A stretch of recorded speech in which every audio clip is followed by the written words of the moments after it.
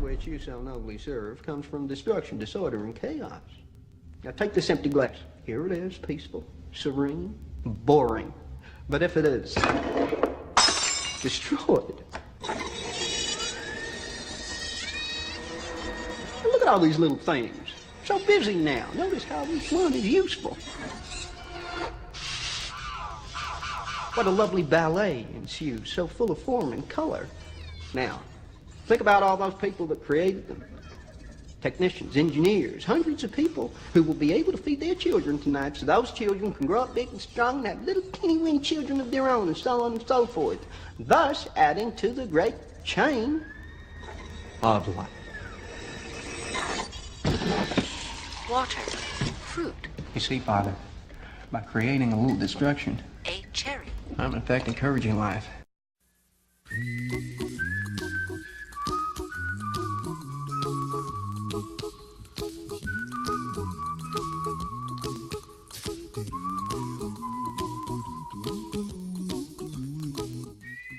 Hi, welcome to Peace Propaganda, a weekly show about living peacefully and the people who try to prevent it.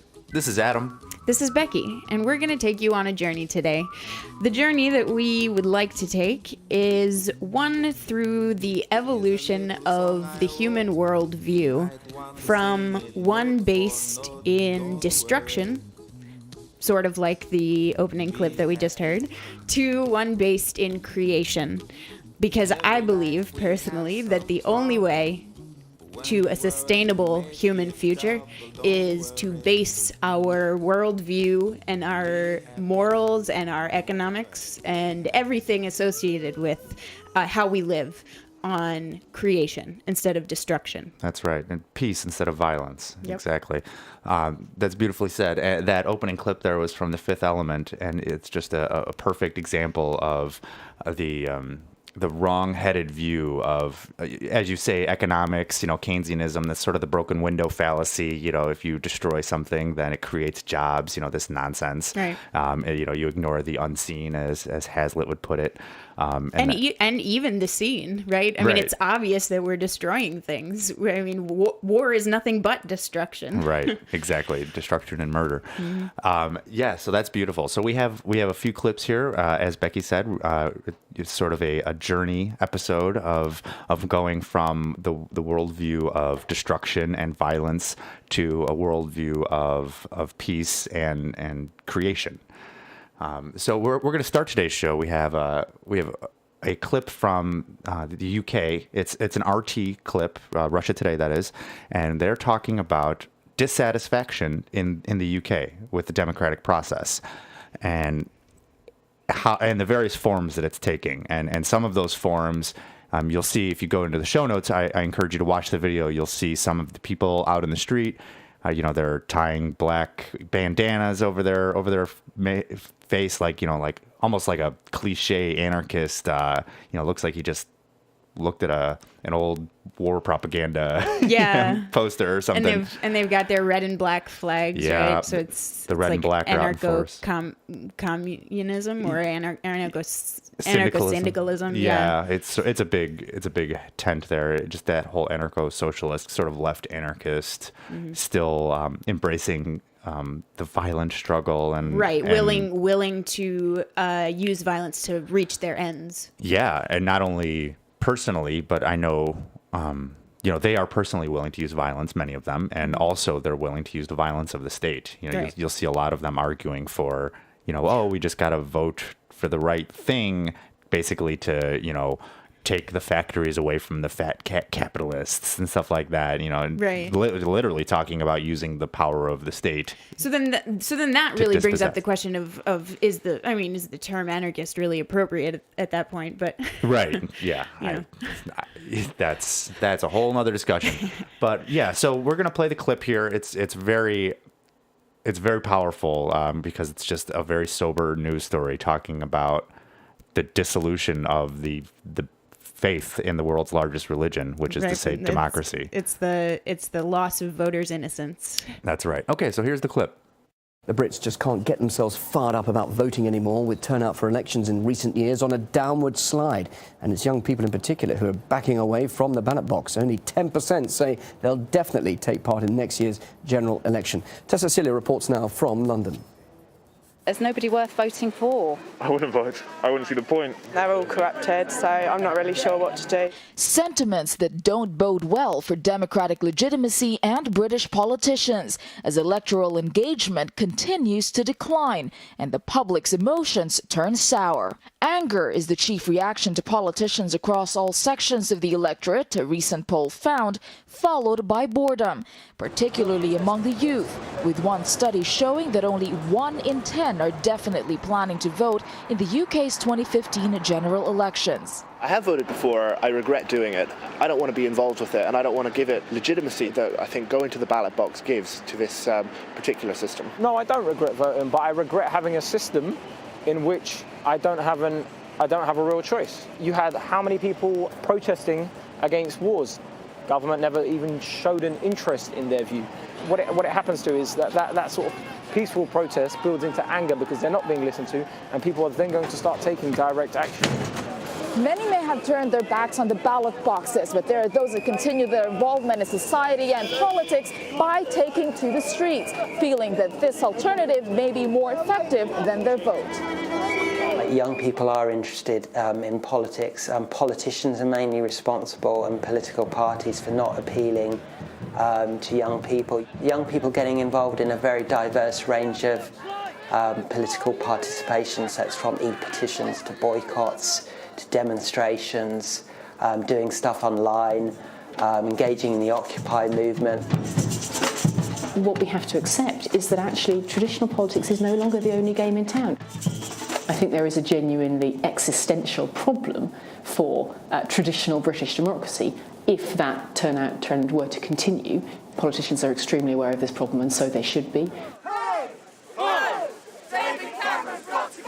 But it seems not enough to assuage the anger that just keeps boiling over onto the streets. Arrest the MP! Tessa Celia, RT, London. So this is concerning to me, honestly, because my primary concern is that, they're talking about how protesters are starting to feel like their own actions may be more effective than voting, but what that really means is there's not been any sort of basic idea modifications. Nobody's evolving their ideas. They're just sort of taking the immoral actions of the state into their own hands. Yeah, I agree in part, but I got to disagree with you a little bit on that, actually. I think it's a great step in the right direction, in a manner of speaking, which is to say that for people to explore other ways of doing things, they first have to be dissatisfied with the existing way of doing things. We were talking before the show about how ambition only comes from dissatisfaction. If people are happy with the state of affairs, they're never going to work to change anything. That said, I entirely agree with you that, unfortunately, that almost necessarily means that some of these people have no idea of any positive way to affect change, so they just go out with, bandanas tied over their face and break shit. Right. Yeah, I mean, I think there's definitely, of course, positive that can come out of this. I mean, I think it's wonderful that people are starting to, what is it? 1 out of 10 people are basically still involved in the system, or right. involving themselves in a way where they consider themselves to be supporting it. Basically. 1 out of 10 people are dragging the other 9 out of 10 people along with this ridiculous, corrupt, ancient, morally bankrupt institution. Right. And there's certainly nothing bad about those numbers. But right. I mean, I think what we really have to be careful of is the ideas that we have as we go forward here. Yeah, I agree. And I briefly wanted to talk about the idea of what do these 1 in 10 people think? What is going on in their minds that they think that it's, first of all, that it's okay to impose their will on others, if they even go that far in their thought process, which is dubious proposition. I agree, but it's not if democracy is the rule of the people, it's the will of the people, or I don't speak Greek, but whatever it's supposed to mean. And certainly that's what people talk about it. These are the terms that people describe it in. If 1 out of 10 people are voting, right, and only half of those people are getting their will, so you're talking about 1 out of 20 people telling the other. Yeah, it's like 5% of the population. Yeah, so one person is telling 19 people what to do, basically, oftentimes against their will. Certainly, at least one of those other people voted against it. So they've expressed their dissatisfaction. They don't want to go along, but they have to by force of law. Yeah, and I think eventually... as people are losing faith, they're slowly starting to go, oh, you know what? It's not okay for you to vote and force your will on me. So that is one of the benefits that's coming out of it. People are going, oh, maybe it's not really fair to just vote and so it is, Exactly. Okay. Well, fortunately, there is a better way. This is the destructive. That's the destructive way. And again, I urge you to go to the show notes and watch the video because you will see sort of the bomb-throwing anarchist stereotype, and it's not pleasant. It's not the way to do things. That's the destructive way. When we get back from the break, we're going to talk about a different way to do things. We're going to turn the ship around. We're going to talk about the positive trends towards liberty and freedom. So we got the music coming up. Be right back. Okay, here we go. Yeah. Holding my raps, Odin is golden and black, extolling virtues of rapid monkeys riding my back. I see them falling, doing commercials and balling. I'm not a hater, but she's closing the gate and we stalling. Woke up in the early morning. I want to take this opportunity to tell you about Sean's Outpost, a homeless outreach program which has provided over 20,000 meals to the homeless in Northwest Florida. They're also funded entirely through Bitcoin donations. They are proving that we can address the problems in our community without the state, without its predatory welfare programs, and without its Ponzi money. Recently, Sean's Outpost launched its newest, boldest initiative, Satoshi Forest, a 9-acre homeless sanctuary where they are teaching permaculture, aquaponics, and self-sufficiency to the homeless residents. No one sticks a gun in anyone's face and makes them donate to Sean's Outpost, and yet, every day, people do. Please consider donating to this inspiring cause. Visit Sean'sOutpost.com. That's SEANS Outpost.com. No, we just want to be right now, right now. And what we see is everybody's on the floor acting crazy, getting loco till the lights out. Music's on, I'm waking up. We stop the fire, and we don't need love. When it's over now, we got the love. There's no sleeping now, no sleeping now, sleeping now. All right, that's Ellie Goulding performing "Burn." What a great song about. Pretty awesome. Yes, and it really hits the theme of the show. And I heard that song the other day, and I was like, "This is brilliant! I can't believe this exists." And then I've been listening to it on repeat since yesterday. So. Yeah, and the song before the break was by Chaos. I've never heard Chaos before, but makes some really great stuff. Yeah, he's got an album called Joyful Rebellion. It's great. Yeah, and worth checking out. Yeah, the part that we didn't play, it gets sort of operatic, which got a I very love. Interesting style for yeah, sure. Yeah, and we try to pick songs that sort of fit the theme of the show. So always please check out the show notes and check out these artists. YouTube them or whatever your favorite online streaming site happens to be, and we wouldn't play anything that we don't listen to ourselves. That's for sure. So yeah, that said, we have another clip here. Well, let me back up. Before the break, we were talking about how there's a way to change society in a good way and a way to change society in a bad way. And the bad way, of course, is destruction. Right. So Terence McKenna is a philosopher, and we're going to go ahead and listen to a clip from him in a minute. But basically, he has some very interesting ideas and ways of explaining what he feels is happening right now at the end of the 20th century and going into the beginning of the 21st century. That's right. With the sort of the changes that are taking place and the sort of idea that it's not necessarily, while it is up to us, there's not really a way to prevent it from happening. Right. You were saying, when was this produced? This was actually, I believe, from the early 90s. Okay. Terrence McKenna has passed away since, but he was sort of prophetic, I feel, in his ability to sort of see what was happening even before it happened. And I could guess, but do you know what his political leanings were?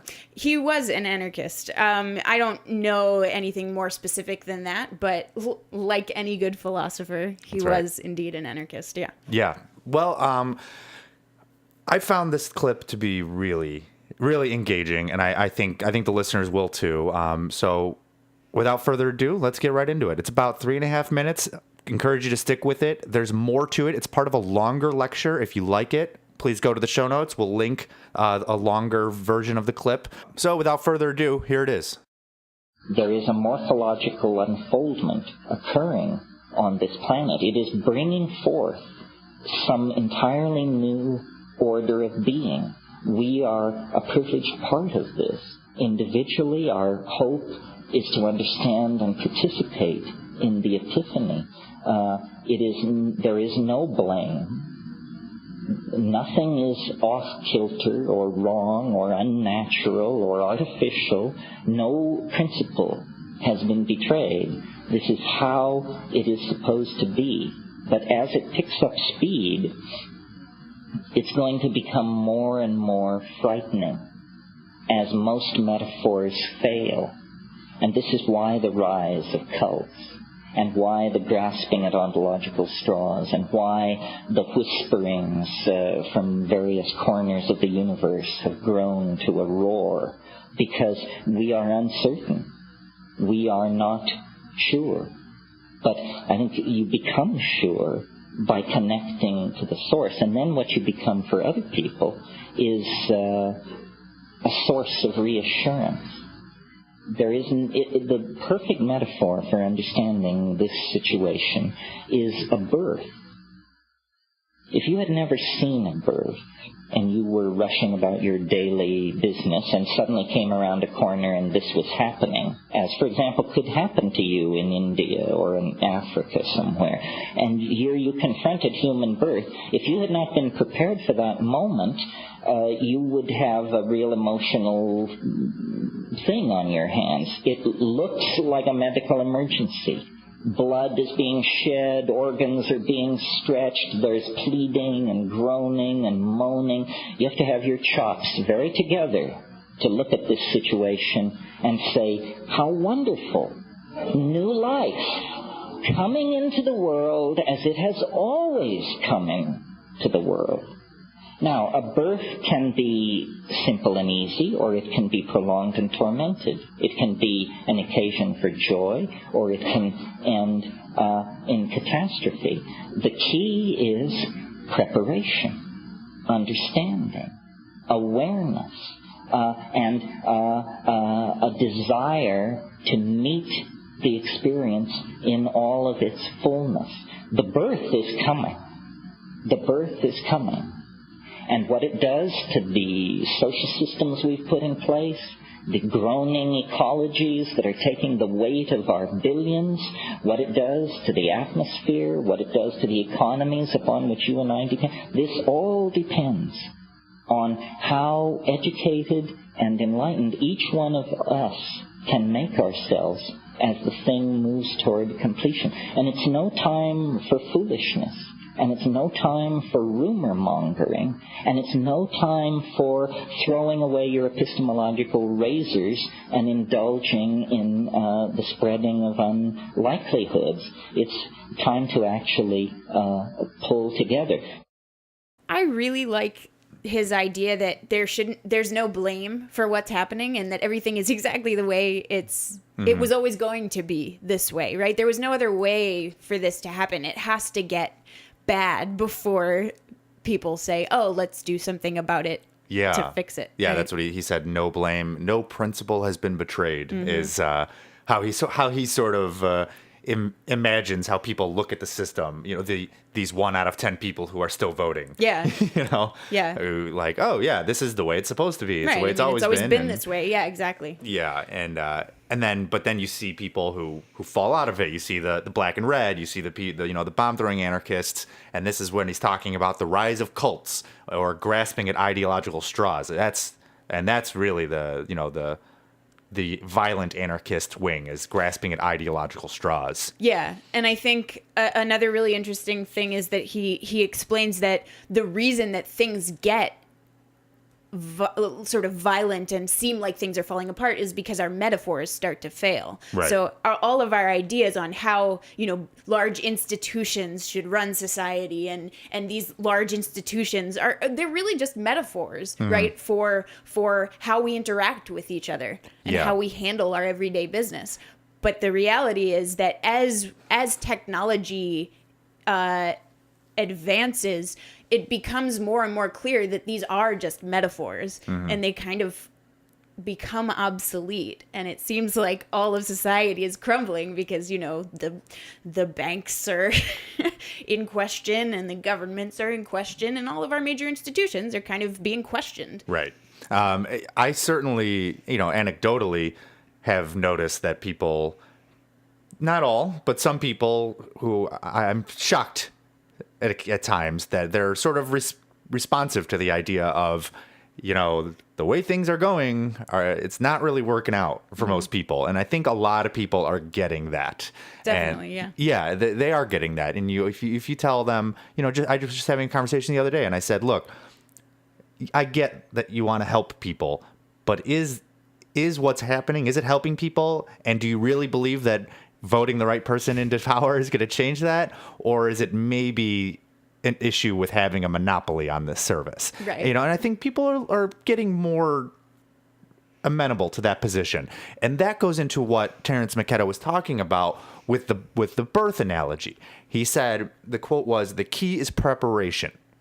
And you need to be able to meet the experience. When you turn the corner and you see a birth, are you going to be horrified and think that it's a medical emergency, or are you going to know what to do? Are you going to recognize what's happening? Right. Are you going to have your wits about you and be able to handle your own emotions, or are you going to be an emotional wreck when this happens? Right? Exactly. And that's why we're here, right? Yeah, exactly. We're trying to pull people through and avoid the emotional wreckage. That's what we're here for. Right. So another thing that he says that I sort of want to clarify, because I'm not sure if our listeners will necessarily understand exactly what he was meaning, is he said... Some of it was opaque, yeah. Yeah. So he said he uses the phrase connecting to source in order to help the process along. You're a software engineer, so... Well, yeah, but I mean, I wouldn't necessarily relate it to that as much as... Well, so I think he's actually meaning source, like spiritual source. Yeah, like I creator. So he's really saying, you have to become the creator. You have to align yourself enough with the experience of what's happening that you become the creator of the experience, which is, effectively what we're here for as well, right? That is interesting. Yeah, you're right. Not only might the listeners not get that, I didn't get that. Okay, well, there you go. That's what I'm here for. The spiritual metaphors zoom over my head every time. I don't... I enjoy them. So now that it's been explained to me, I enjoy it. Yeah, sure. So yeah, that's what he means by that. That basically the way to prepare ourselves is to become the creators of the experience, and that way we can sort of guide it. And it's all we can really do anyway. Right. That's the best we can do. We can do what we can and hope for the best. Right. There's a quote, I forget exactly who said it, but it was building a new world in the shell of the old. And this ties into the whole idea of agorism, which of course Buckminster Fuller was also an agorist, and he had many quotes about exactly this. He said once, quote, "You never change things by fighting the existing reality. To change something, build a new model that makes the existing model obsolete," unquote. Brilliant guy. And that's exactly what it's about. It's not about, taking a battering ram to the halls of Capitol Hill. It's about turning your back on Capitol Hill, saying, no. Your way doesn't work. We're going to do it a better way. We're going to create something new, something we're gonna better. Build we're going to build something of our own creation and energy. Exactly. And of course, one of the most important things that he said was that birth can be an occasion for joy or catastrophe. Yeah.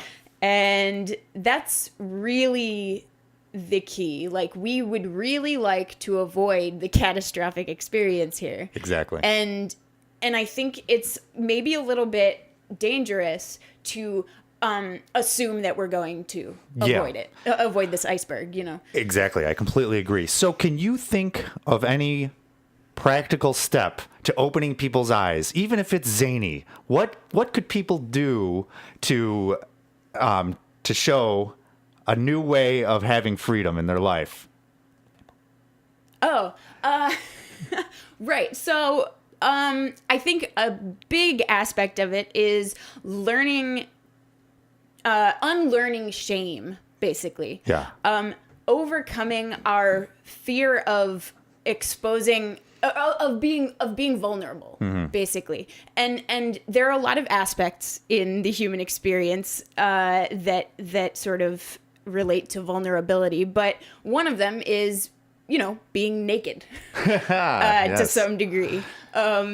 So there are some female activists, I believe in New York City, who are making a film, a documentary film. Yeah, and we're gonna talk about that right after the break. We got the music coming up, and so what are we gonna talk about? We're gonna talk about boobs. Yes, they're fighting to be bare-breasted. So all right, we'll talk about that right after this break. He said, I have seen the others, and I have discovered that this fight is not worth fighting. And I've seen their mothers, and I will no other to follow me where I'm going. Hey, this is Becky, host of Peace Propaganda.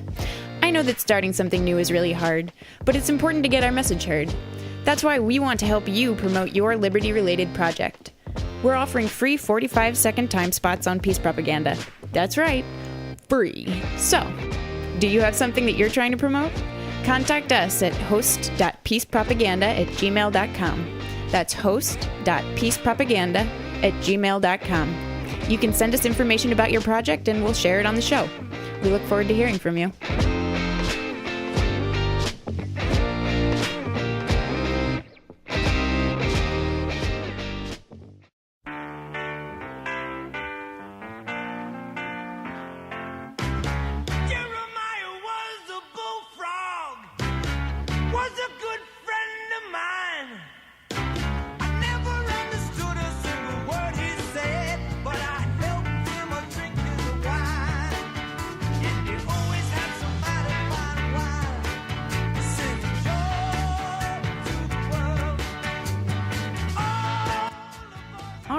Now, we are going to, like we promised, talk about boobs. That's right, as advertised.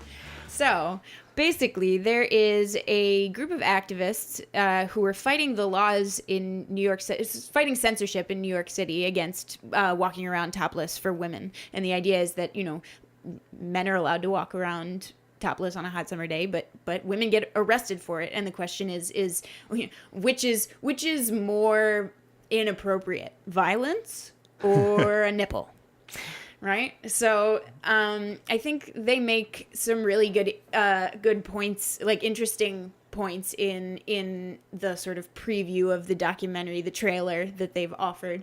But yeah, I agree. We're looking at the Facebook page here, and they have a real nice quote from John Lennon, which is, "A dream you dream alone is only a dream. A dream you dream together is reality." Yeah, it's an awesome quote, and it's exactly what we're saying here, right? Like, we're basically saying that, we have to start creating what we want this to look like. Right. We have to start dreaming it together, because otherwise we're not going to end up where we want to be. Right, and it may seem like a trivial example, and in the larger scheme of things, it is.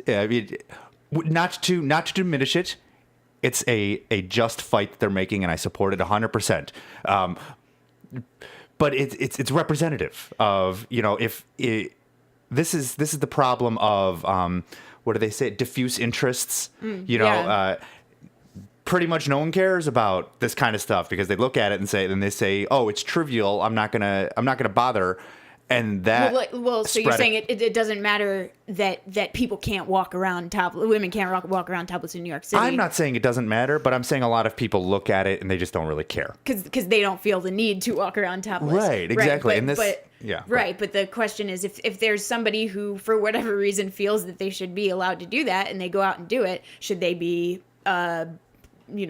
exactly brutalized by a cop? And this goes back to what Terrence McKenna was saying, is that most people say no principle has been betrayed because fundamentally they're not looking at a principle. And this is what I'm getting at, is that the particular instance is trivial only if you don't see the principle at work. Right. The principle at work being it's okay to use violence against the nonviolent. Right. So, and that is a profoundly important principle. Yeah. I would like to take issue with the idea that this isn't. I think this is incredibly profound, actually, and I think it in a maybe non-obvious way, because I think what's happening here is basically we have a choice right now. We can choose violence and destruction, or creation. We can choose the beauty of the human body, right? But you can't have both. Like, there's no way that we end up in a world where violence is an acceptable solution to problems and women feel comfortable walking around without tops on. Like, those two just don't. They're not the same reality. Yeah, and that's all the argument I need for an anarchist revolution. Yeah, I mean, like, nobody's gonna be like, I really, there's a lady at the end of the clip, who's topless. Yeah.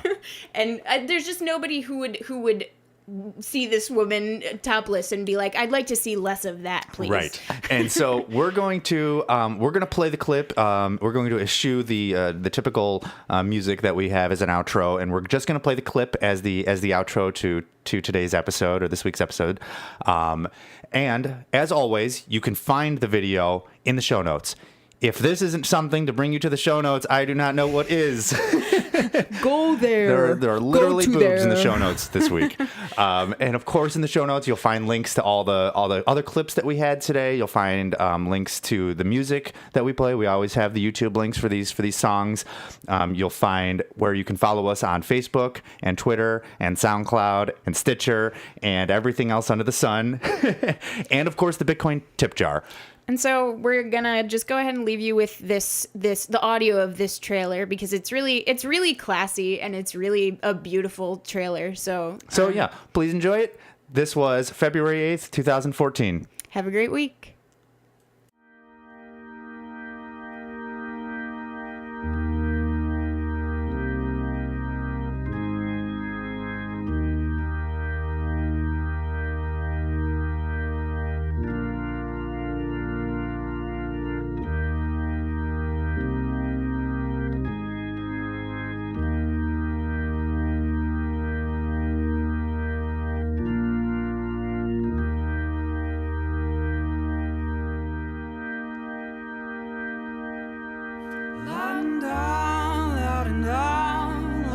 I think you are tapping into the most important amendment to the Constitution. You have to be an activist to agree that it's bullshit that a man can walk around shirtless on a hot summer's day and a woman will get arrested for it.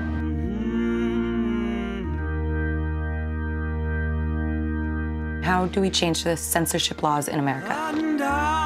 Every day the media plays glorified images of violence, yet discourage nudity. And so many of our heroes solve problems through killing and violence. We need new heroes, new stories, and we need them now.